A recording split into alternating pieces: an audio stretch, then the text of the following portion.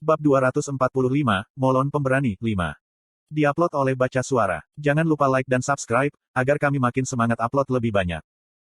Kalau ditanya apakah rasanya enak, Molon mengedipkan mata beberapa kali sambil memikirkan jawabannya. Dia saat ini merasakan campuran emosi tertentu, tetapi dia tidak yakin bagaimana mengungkapkannya dengan kata-kata. Sementara Molon tersesat dalam kekhawatiran seperti itu, Anise melebarkan matanya yang terbelah dan memelototi Yujin, sungguh pemandangan yang menyedihkan, tak tahu malu, dan jelek. Mer awalnya ingin memihak Yujin, tetapi dia mau tidak mau berempati dengan penuh semangat dengan kata-kata Anise. Siapa yang menerobos masuk ke sini atas kemauannya sendiri? Itu adalah Yujin. Siapa yang memohon untuk berkelahi dengan Molon, bahkan ketika Molon mengatakan bahwa dia tidak ingin berkelahi? Itu adalah Yujin. Siapakah orang yang gelisah dan memutuskan untuk memulai kembali pertarungan yang sudah berakhir? Itu adalah Yujin. Semua ini terjadi karena Yujin. Dia bahkan menggunakan pengapian, hanya untuk kalah. Setelah kalah total, bukankah seharusnya Yujin setidaknya tutup mulut karena malu atau malu? Jadi mengapa Yujin berteriak seolah dia punya sesuatu untuk dibanggakan? Karena itu, Mer hanya mengangguk setuju dengan Anise. Bahkan Christina sedikit setuju dengan mereka. Jatuh cinta dengan Yujin sejak insiden Faun of Light, Christina cenderung memandang semua yang dilakukan Yujin bermakna, mulia, glamor, dan keren.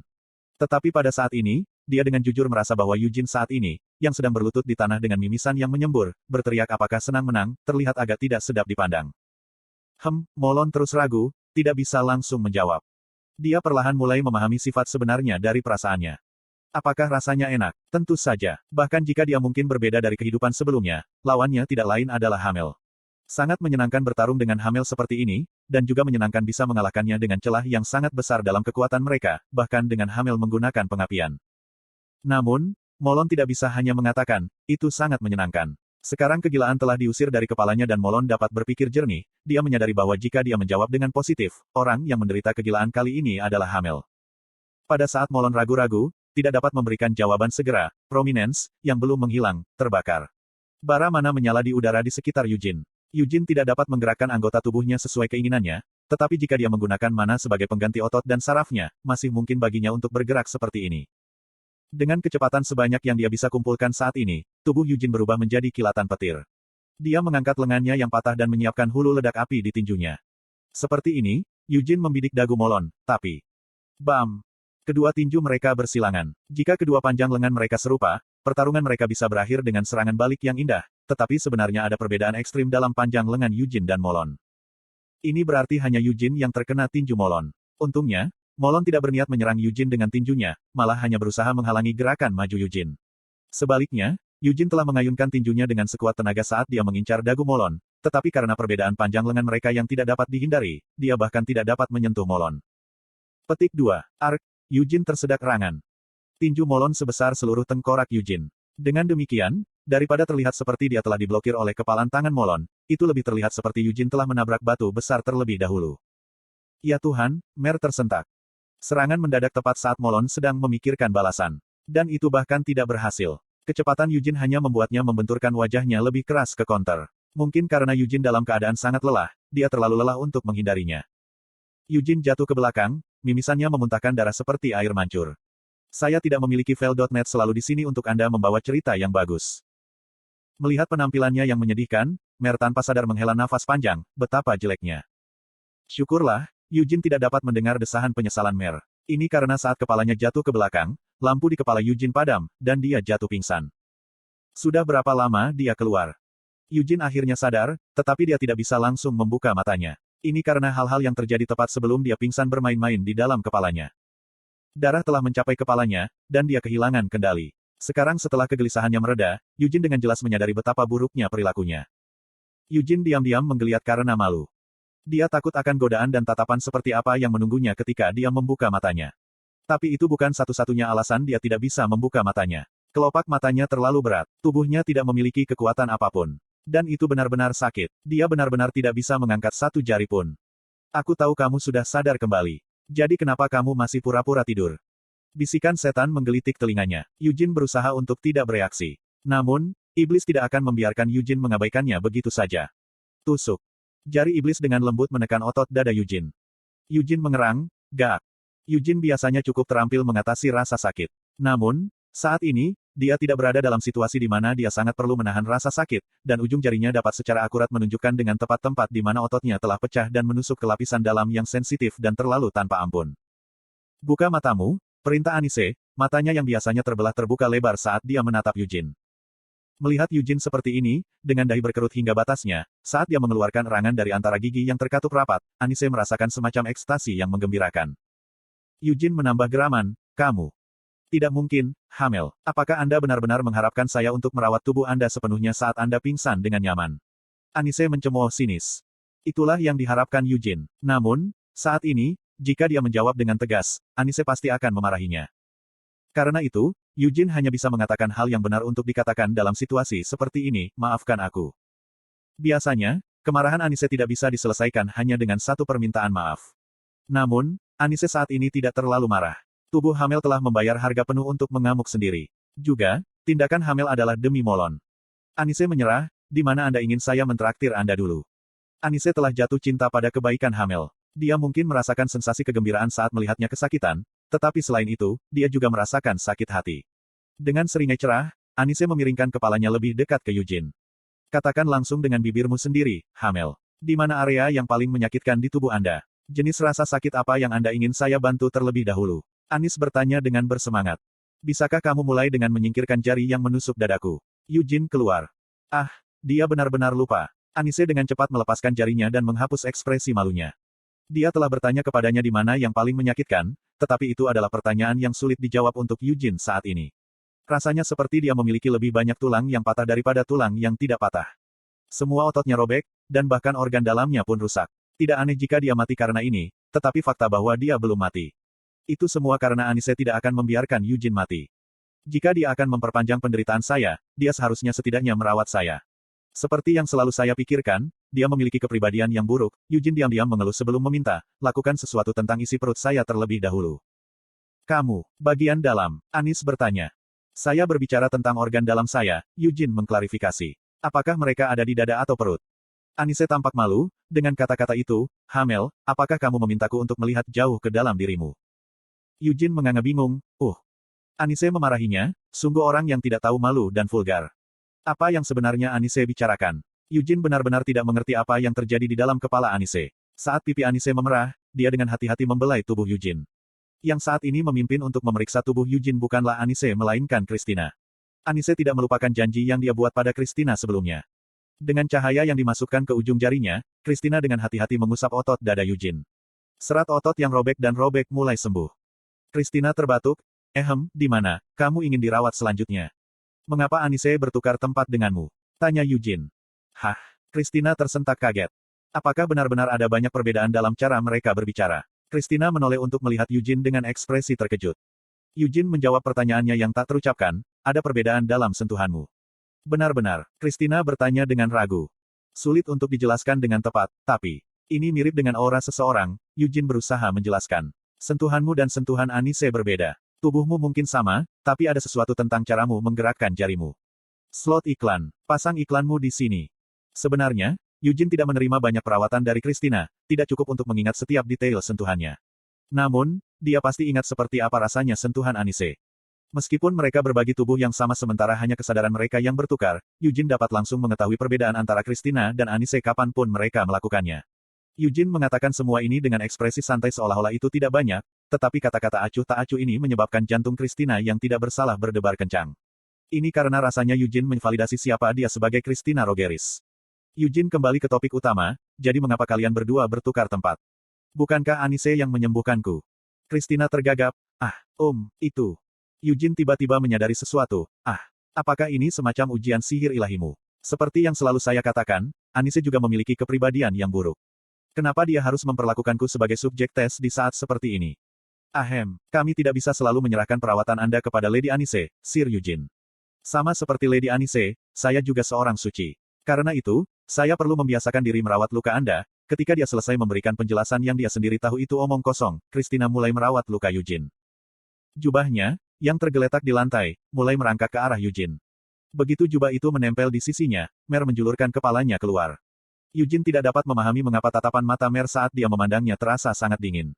Meski begitu, seolah itu hal yang wajar, Mer menyandarkan dagunya di perut Yujin sehingga dia bisa membelai rambut Mer dengan jemarinya yang gemetaran.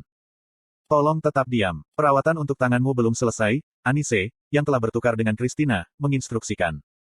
Saat tangan Anise diselimuti cahaya, tulang-tulang Yujin yang patah saling menempel, dan otot serta sarafnya yang robek disambungkan kembali. Yujin memelintir rambut Mer menjadi gulungan dengan tangannya yang sekarang jauh lebih nyaman. Kemana Molon pergi? Yujin terlambat bertanya. Meskipun dia tidak tahu sudah berapa lama dia tidak sadarkan diri, Yujin merasa belum terlalu lama berlalu. Mereka bahkan belum meninggalkan ruang ini, mereka masih berada di sisi lain Lehainjar. Saya tidak memiliki file.net selalu di sini untuk Anda membawa cerita yang bagus. Dia pergi untuk menangkap Nur, jawab Anise. Yujin terkejut, apa? Anise menjelaskan, sebelum kamu bangun, Nur seperti muncul kembali di luar. Begitukah? Jawab Yujin dengan suara rendah. Anise mengerjapkan mata karena respons bisu ini. Dia kemudian memasang senyum yang tidak wajar saat dia menyandarkan kepalanya ke Yujin, apakah kamu tidak khawatir tentang Molon? Si idiot itu mungkin kehilangan akal sehatnya lagi setelah menangkap Nur, jadi dia mungkin berada di luar sana, membahayakan dirinya sendiri. Yujin mengejek, jika lebih awal, saya akan khawatir. Saya juga akan mengatakan sesuatu kepada Anda, menanyakan mengapa Anda membiarkan Molon pergi sendiri dan mengapa Anda tidak pergi bersamanya. Namun, tidak perlu lagi untuk itu sekarang. Petik 2. Tidak ada setitik pun keraguan atau kekhawatiran dalam kata-kata yang baru saja diucapkan Yujin. Dia telah mengatakan semuanya dengan datar seolah-olah dia hanya menyatakan hal yang sangat jelas. Meskipun perkelahian mereka tidak berlangsung lama, dengan menyilangkan tinju dengan kekuatan Molon yang tak terbatas, Yujin telah merasakan Molon. Boom! Tanah mulai bergoyang naik turun. Molon jatuh dari langit, memegang bangkai babi hutan besar di atas kepalanya. Meskipun monster itu sudah mati, Yujin secara naluriah dapat merasakan bahwa itu bukan hanya binatang besar, monster, atau binatang iblis. Bahu Mer gemetar ketakutan, dan dia lari kembali ke jubah. Yujin membungkus tubuhnya dengan jubah, dan sementara hampir tidak bisa mengangkat kepalanya dari tanah, dia menatap Molon. Molon, yang memegang Nur seukuran seluruh rumah hanya dengan satu tangan, memamerkan deretan giginya yang bersinar sambil tersenyum ketika dia bertemu dengan tatapan Yujin. Hamel, Molon menyapanya, kamu sudah bangun. Tidak ada kegilaan yang diperlihatkan Molon ketika dia memenggal kepala Nur di Great Hammer Canyon atau ketika mereka melihatnya membenturkan kepalanya ke tanah. Molon terus berbicara, Anise bilang kamu akan baik-baik saja, tapi aku benar-benar khawatir. Lagi pula, luka yang kamu miliki saat kamu pingsan sangat mengerikan. Itu semua salahmu, keluh Yujin. Salahku, Anda salah, Hamel, kaulah yang menyerangku padahal aku tidak ingin bertarung, Molon mengoreksinya. Meskipun ini adalah kebenaran yang tak terbantahkan. Yujin masih ingin membantahnya. Sambil mengunyah bibir bawahnya, Yujin memikirkan apa yang bisa dia katakan sebagai tanggapan.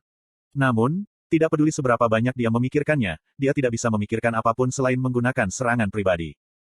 Tepat ketika Yujin akan dengan serius mempertimbangkan untuk memilih kata-kata umpatannya, Molon menyeringai dan memanggilnya, Hamel, aku akan membuang mayat ini di atas sana.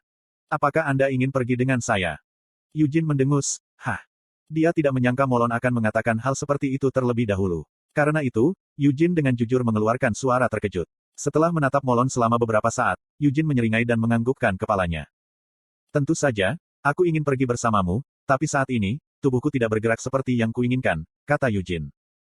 Meskipun dia telah menyembuhkan semua lukanya, bahkan sihir ilahi Anise tidak bisa mengatasi recoil ignition juga. Karena itu, Yujin saat ini tidak dapat menggerakkan tubuhnya sesuka hatinya. Secara alami, Molon juga menyadari recoil ignition. Kalau begitu, aku hanya perlu membantumu seperti dulu, usul Molon sambil melemparkan Nur raksasa itu sampai ke puncak gunung.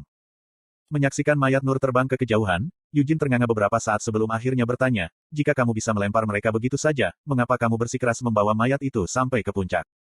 Tidak ada alasan sebenarnya. Biasanya, saya sedang tidak waras, jadi saya buang saja kemana-mana. Setiap kali saya mulai berpikir ada terlalu banyak dari mereka, saya hanya meruntuhkan gunung di atasnya.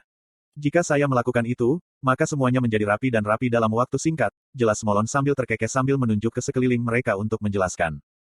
Karena pertarungan antara Yujin dan Molon, seluruh gunung tampaknya telah runtuh, tetapi sekarang tidak ada lagi jejak pertempuran mereka yang tersisa. Masih belum ada salju, tetapi pemandangan aneh yang mengingatkan mereka pada waktu mereka di Devil Dome ratusan tahun yang lalu juga telah berubah menjadi pemandangan gunung biasa yang terlihat biasa saja. Ini karena gunung yang sebelumnya terkikis oleh racun telah runtuh dan dibuat kembali. Kalau begitu, ayo pergi bersama. Molon menyatakan dengan ekspresi ceria.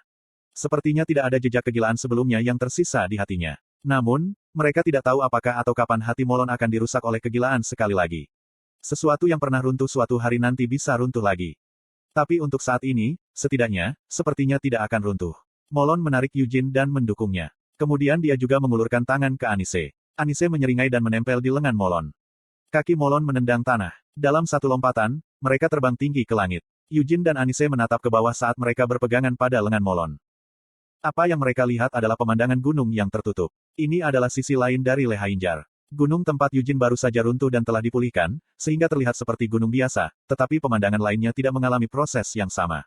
Lingkungan mereka masih mirip dengan Devil Dome. Mayat Nur bisa dilihat di sana-sini. Jejak melukai diri Molon juga bisa dilihat. Itu dia, bisik Molon. Yujin dan Anise mengangkat kepala. Mereka sudah mendaki lebih tinggi dari puncak gunung. Di utara, mereka bisa melihat Raguyaran, ujung dunia. Pemandangan yang bisa mereka lihat dari sini seharusnya berbeda dari apa yang akan mereka lihat di luar. Namun, Yujin dapat memahami mengapa Raguyaran yang dapat dilihatnya dari sini disebut tanah yang tidak boleh dilintasi dan akhir dunia. Benar-benar tidak ada apa-apa di sana. Yang ada hanyalah tanah kelabu, langit kelabu, dan udara kelabu. Semuanya abu-abu dan kosong. Namun, sebenarnya tidak kosong di sini. Di dasar gunung, di pinggiran yang terhubung ke Raguyaran, mayat Nur yang tak terhitung jumlahnya telah ditumpuk di sana. Dulu, saya selalu membuang jenazah Nur ke sana, jelas Molon. Ledakan. Kaki Molon mendarat di tanah. Dia menurunkan Anise dan Yujin sejenak, lalu mengambil Nur tipe babi hutan yang dia lempar ke sini sebelumnya. Saya tidak tahu Nur itu dari mana. Saya bahkan tidak tahu apa itu Nur. Namun, Vermont mengatakan bahwa Nur berasal dari akhir. Karena itu, saya pikir almarhum Nur juga harus dilempar kembali ke akhirat, Molon menjelaskan lebih lanjut. Mayat Nur terbang ke langit. Mayat besar itu terbang melewati beberapa puncak gunung dan jatuh ke Raguyaran. Molon berkata dengan linglung, pada titik tertentu, saya berhenti melakukan ini. Anise mendukung Yujin. Tanpa menoleh ke belakang, Molon hanya menatap Raguyaran. Hamel, adas manis. Aku benci datang ke puncak untuk saat ini. Pada titik tertentu, saya menjadi takut mendaki ke puncak ini. Saya tidak ingin melihat Raguyaran. Raguyaran yang terlihat dari sini berbeda dengan Raguyaran yang terlihat dari luar. Tapi di beberapa tempat juga sama. Saya tidak ingin melihat Raguyaran. Saya tidak ingin melihat akhir, aku Molon. Molon, panggil Yujin. Molon terus berbicara, saya mungkin kuat, tetapi saya kesepian. Tahun-tahun telah melemahkan semangat pejuang saya. Namun, Hamel, tidak apa-apa sekarang. Anda tidak memberitahu saya alasan Anda untuk itu secara rinci, tetapi dari kepalan tangan Anda, saya merasa itu demi saya. Pertarungan itu tidak masuk hitungan, Yujin tiba-tiba meludah, memotong kata-kata Molon. Pikirkan kembali ke 300 tahun yang lalu, Molon. Kamu memiliki fisik yang luar biasa, jadi kamu juga ahli dalam pertarungan tangan kosong, tapi sejujurnya aku tidak begitu ahli dengan tangan kosong. Jadi bahkan ketika kita berdua berada di puncak kita, jika kita hanya bertarung dengan tinju kita, aku tetap tidak akan bisa mengalahkanmu. Dia perlu mengakui apa yang tidak bisa disangkal. Karena itu, Yujin terus berbicara dengan cepat. Dia tidak berniat memberi Molon ruang untuk bantahan. Namun, menurutmu apa yang akan terjadi jika aku memiliki senjata asli di tanganku? Mulai dari kehidupan saya sebelumnya, saya selalu ahli dalam semua jenis senjata. Tidak ada perbandingan antara aku bertarung dengan senjata dan aku bertarung dengan tangan kosong. Jadi menurutmu yang mana aku yang sebenarnya? Hanya ketika saya memegang senjata saya benar-benar bertarung dengan serius. Terutama karena saat ini aku memiliki pedang suci, pedang cahaya bulan, tombak iblis, dan palu pemusnahan. Aku juga punya Storm Sword Vermont, Devouring Sword, Thunderbolt Pernoa, dan Dragon Spear. Hanya ketika saya dapat menggunakan semuanya, Anda dapat melihat keterampilan saya yang sebenarnya. Meskipun kamu mungkin bisa memamerkan keahlianmu hanya dengan satu kapak kasar, aku tidak bisa menunjukkan keahlianku yang sebenarnya tanpa senjata yang tepat. Itu bukan kebohongan. Jika saya hanya memiliki satu pisau buatan kasar di tangan saya, hasilnya tidak akan begitu jelas. Lagi pula, menghadapi tinju biadabmu hanya dengan tubuh telanjangku dan menangkisnya dengan pedang akan memberikan beban yang sama sekali berbeda padaku. Dengan teknik halusku, aku akan mampu mengalihkan semua seranganmu bahkan tanpa merusak ujung pedangku, dan pada akhirnya, aku akan mampu membelah tubuhmu. Anda mengerti apa yang saya coba katakan, bukan? Pertarungan kita barusan tidak adil. Aku belum benar-benar kalah darimu. Jadi pertarungan itu tidak bisa. Itu tidak benar, Hamel, jawab Molon dengan ekspresi serius yang jarang terlihat.